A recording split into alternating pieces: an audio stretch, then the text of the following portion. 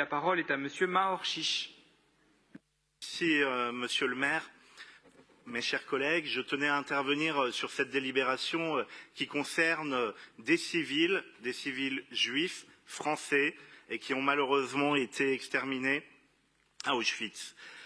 Il me semble important, en cette veille de commémoration de la rafle du Veldiv, de rappeler le rôle de Pétain et du régime de Vichy dans les atrocités commises. Récemment encore, j'étais au musée de la Grande Guerre avec des élèves de Paris 19e et ils étaient effarés de pouvoir voir le maréchal Pétain, le grand vainqueur de la Première Guerre mondiale, et puis voir le maréchal Pétain déchu, le capitulateur face à l'ennemi nazi. Et j'insiste sur cela parce qu'on a beaucoup parlé de transmission et évidemment emmener les enfants sur les lieux de commémoration est important. Mais apposer une plaque est essentiel et de plus en plus d'écoles, d'habitants nous demandent d'organiser des événements autour des plaques. Et récemment encore, à Belleville, en présence de Catherine Vieux-Charrier et de la Fondation de la mémoire de la Shoah, nous avons rendu un hommage vibrant aux élèves de cette école. Et je tiens à souligner l'implication du rectorat, de l'enseignante de musique, puisque les enfants d'aujourd'hui ont chanté le chant des marais. J'ai envie de dire, c'est presque classique. On a pu avoir aussi le chant des partisans, mais on a eu aussi des élèves d'aujourd'hui qui ont chanté en yiddish. Et je crois que c'est aussi ça, transmettre la mémoire, c'est de montrer qu'au-delà des origines des uns et des autres, on peut partager une mémoire, on peut faire vivre une culture, et je crois que c'est évidemment essentiel. Alors cette délibération d'aujourd'hui qui concerne la famille Amar, j'ai envie de dire, c'est presque une famille française comme une autre, qui est restée dans l'oubli. Et je crois qu'aujourd'hui, c'est très important de lui rendre hommage parce que, à travers son itinéraire, elle est finalement d'un parcours assez classique. Elle quitte Alger.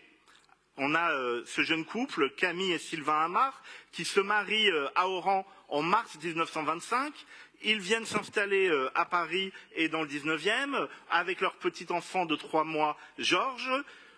Ils donnent naissance à 3 autres enfants, Robert en 1927, Jacqueline en 1929, Sylviane en 1931. Sylvain travaille comme viticole et négociant en vin et alcool.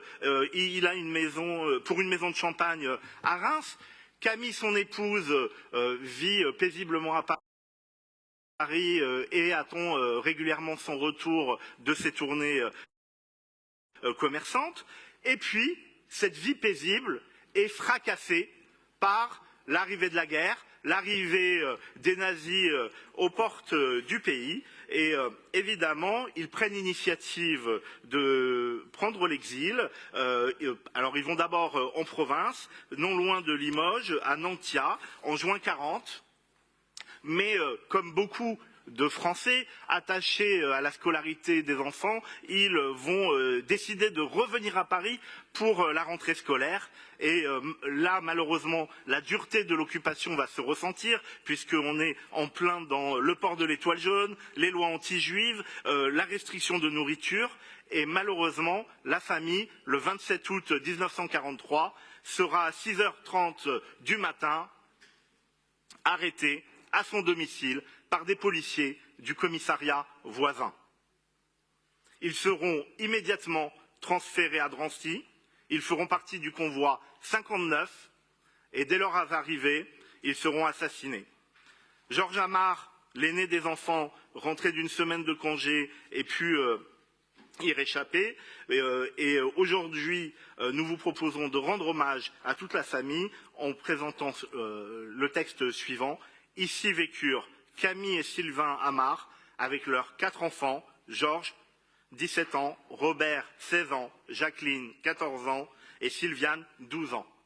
Excepté Georges, tous furent arrêtés par la police française le 27 août 1943, déportés par le convoi numéro 59 le 2 septembre 1943 et exterminés à Auschwitz, victimes de la barbarie nazie.